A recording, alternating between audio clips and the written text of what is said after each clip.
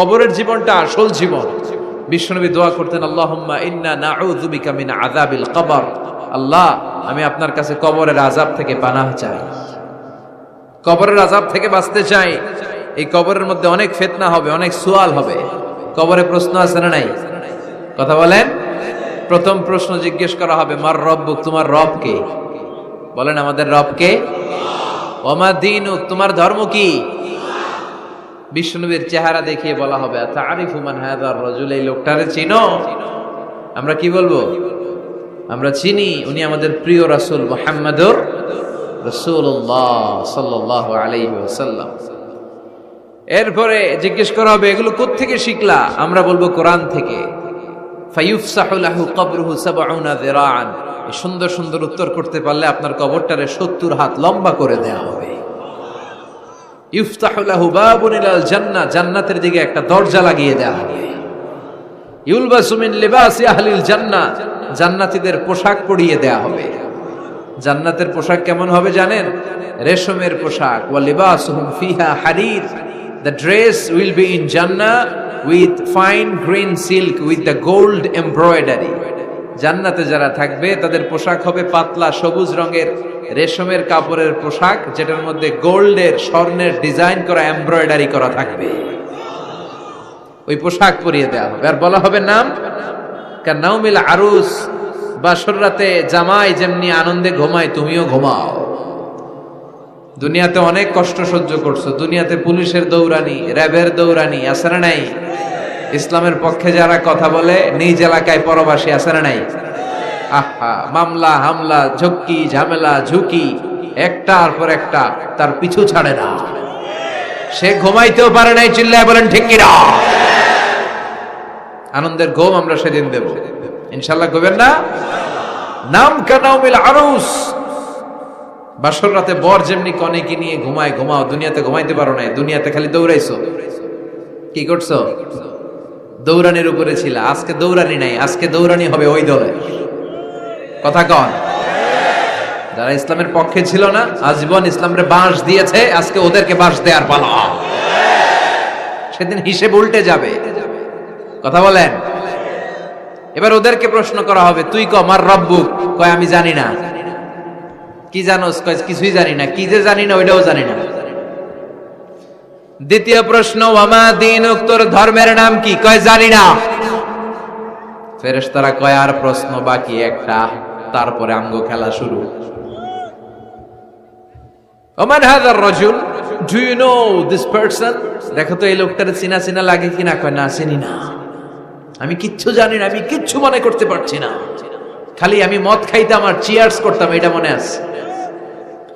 আমি ইসলামের বিরুদ্ধে দৌড়াতাম, ইসলামের পক্ষের শক্তির উপর হামলা চালাতাম, এগুলো মনে আছে। কোরআনের বিরুদ্ধে ছিলাম, ইসলামের বিরুদ্ধে ছিলাম, বিশ্বনবীর বিরুদ্ধে ছিলাম। বিশ্বনবীর বিরুদ্ধে আমি বিষোদাগার করতাম, ইসলামের বিরুদ্ধে আমি জনপ্রচারণা চালাতাম। আজীবন আমার জীবনটারে আমি কাটিয়েছি ইসলামের বিপক্ষে। সুদ, ঘুষ, দুর্নীতি, যৌতুক, মদ ছিল আমার নিত্য সঙ্গী। আমি কিচ্ছু মনে করতে পারছি না, আমার ধর্ম নাই, আমার কিছুই মনে নাই। ফেরেশতারা বলবে ঠিক আছে, এবার আমগো খেলা শুরু। ফায়ুতরাকু বিমাতারিকা মিন হাদিদ, লোহার হাতুড়ি দিয়ে এবার ওর পিটানো শুরু হবে। পিটাতে পিটাতে ওর গায়ের গোশত আর মাসেলগুলো থেতলে ফেলা হবে। ইয়কালু লিল আরদি ইলতাইমি, জমিনকে বলা হবে চাপ দাও।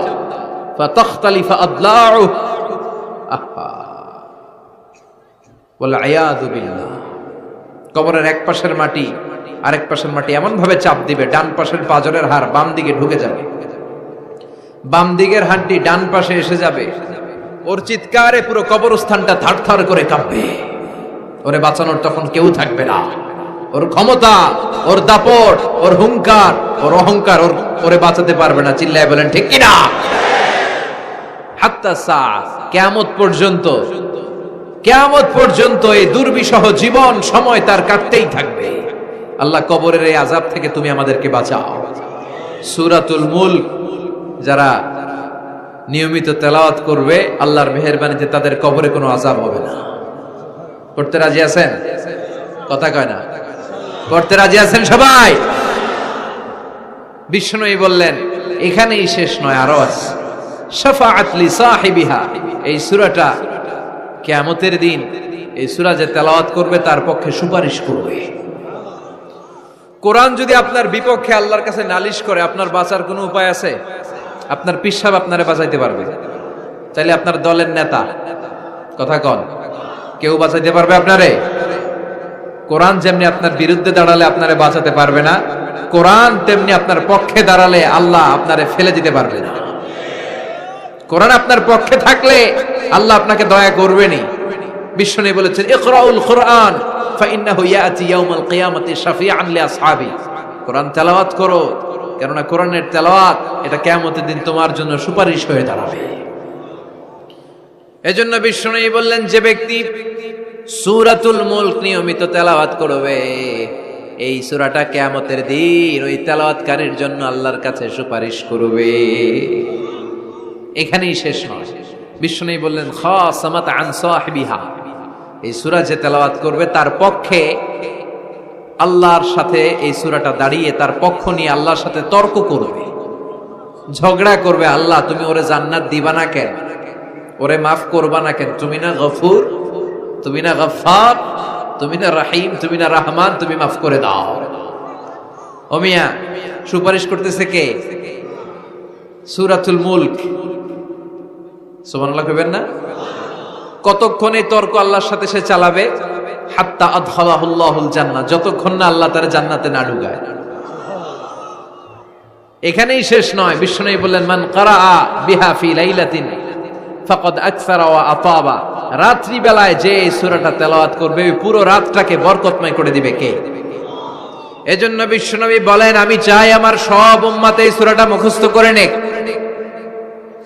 আমার চাই আমার ছোট বড় আবাল বৃদ্ধ বনিতা সব উম্মতের হৃদয়ের মধ্যে এই সূরাটা গাথা থাক, মুখস্থ থাক, হিফজ করা থাক। আমরা বিশ্বনবীর উম্মত না? কথা কন। নবীর এই আশাটা আমাদের পালন করার দরকার আছে না নাই? আমরা কি পারি না এই সূরাটা মুখস্থ করে রাখতে? মাত্র 30 আয়াত, প্রতি মাসে কয়দিন? প্রতিদিন এক আয়াত করে মুখস্থ করলে লাগে কয়দিন? প্রতিদিন এক আয়াত করে মুখস্থ করলে 30 দিনে এই সূরা মুখস্থ করতে রাজি আছেন? সবাই রাজি আছেন তো? মনে থাকবে? নেক্সট টাইমে নেক্সট ইয়ারে আসলে জিজ্ঞেস করবো যে সূরা মুলক মুখস্থ হয়েছে কিনা। হ্যাঁ, মনে থাকবে তো? আল্লাহ তুমি তৌফিক দাও। এই সূরাটা পড়লে আল্লাহ আপনার দৃষ্টি শক্তিকে খুলে দিবে। আপনার চোখের সামনে কোনো পর্দা থাকলে পর্দাটা সরে যাবে, আপনি আল্লাহর মাহাত্ম্য বুঝতে পারবেন, আপনি আল্লাহরে চিনতে পারবেন, আপনি আল্লাহর অস্তিত্ব টের পাবেন। সুবহানাল্লাহ পড়েন। অনেকেই বলে যেটা দেখি না তা মানি না। যারা স্রষ্টাকে বিশ্বাস করে না তারা বলে আনসিন ইজ নাথিং, যেটা দেখা যায় না এটা বিশ্বাস করি না। নাস্তিক্যবাদের ছড়াছড়ি